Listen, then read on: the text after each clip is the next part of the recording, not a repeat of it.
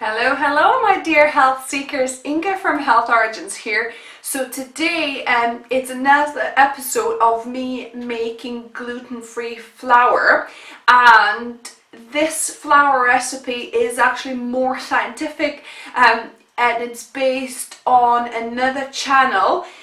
Let me just get the name correct so I don't.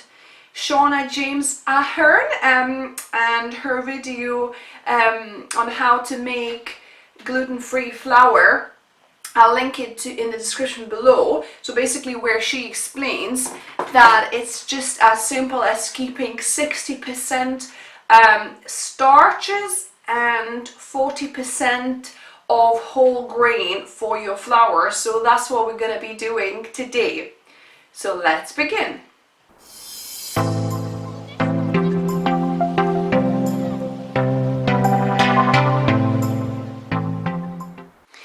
I've got my flours already measured out.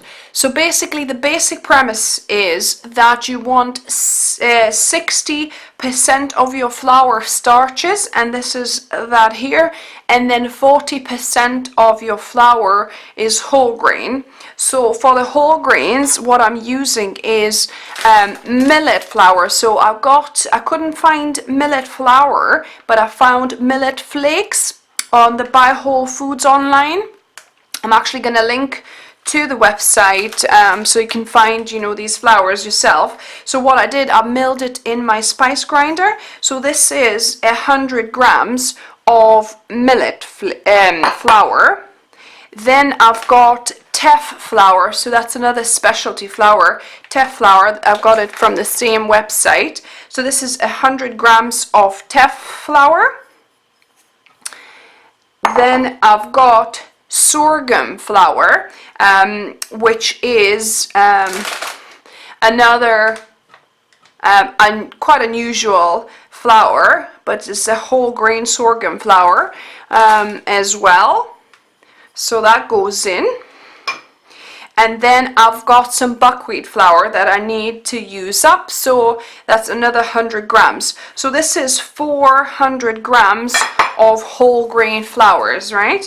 So I'll give those a mix. So that's kind of the percentage of starch to whole grain in the wheat flours, and that's why when we are making our own flour mixtures, is important to kind of stick to this ratio. And I'm making 1 kilo of flour here, but obviously you can double up if you need more flour. So this is my whole grain flours mixed up.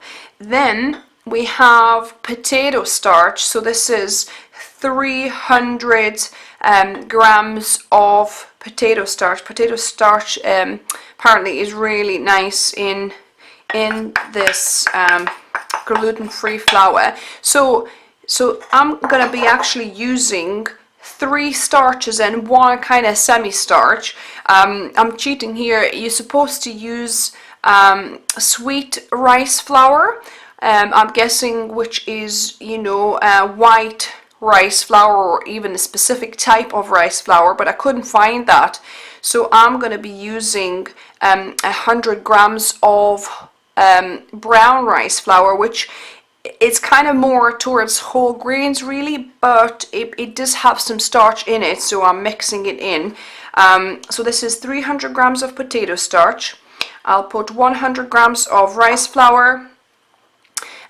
This is 100 grams of arrowroot, and this is 100 grams of tapioca starch. So all 3 starches, potato, arrowroot and tapioca, and that makes up 600 grams. So altogether I've got 1 kilogram of flour. So I'm just gonna basically mix. Oh, and I'm glad that I'm wearing apron with this, because when you're dealing with flour mixing, weighing them out and mixing them up, you will get messy.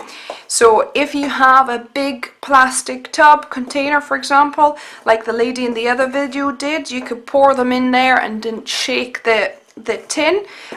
It'll mix up a little bit quicker and easier, but if not, just mix it well in a big bowl, and then you can store it. And my top tip is, if you're not using, your flours a lot, if you don't bake every week, I would suggest you store your flours that you get, individual flours, and also this mixture of the gluten-free flour.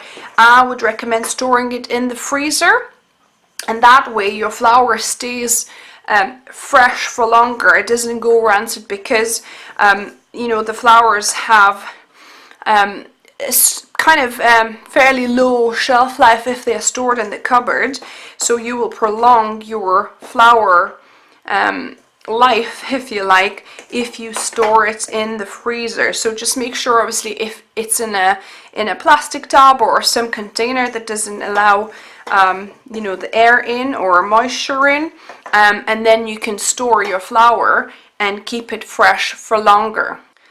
So now I mixed this really well, and when you take it, it feels quite nice, because some flours were grittier, and obviously the starch is really nice and soft. So now with the mixture of it, it actually feels like nice all-purpose flour. So yeah, so now I'm gonna be putting them in a tub. I've got a tub. I could really do with the bigger one, but because I'm going to be using this flour to make some banana bread waffles, and actually some gluten-free bread, which I'm going to link to you guys once I've made the videos, but because I'm going to be making those, I will need some of the flour anyway, so the remainder should just fit nicely in this container that I can keep in the freezer. And this is the finished product. So I've got a tub of gluten-free flour that I can use anytime I want. I just grab it from the freezer, and there it is. And I used 7 different flours in this mixture, but you don't need to use so many flours. I was using a couple of flours because I had them that I needed to use them up, but as long as you stick to 60 and 40 principle, 60% starches, 40% whole grains, you can mix just 1 or 2 flours for whole grains, and then have 1 or 2 flours, well, I would say probably mix couple for starches. So so you could make it with as little as 4 flours, for example. So you could make say 200 grams of sorghum, let's say, and 200 grams of millet. So that's your 400 grams, and then you could make say 300 grams of potato starch and 300 grams of either tapioca or arrowroot starch, and that's your starches done. So yeah, so you don't need to stick to necessarily to this, but you can experiment and see which one you like. But the ratio 60 to 40, that's what you need to stick to if you want a really nice gluten-free flour.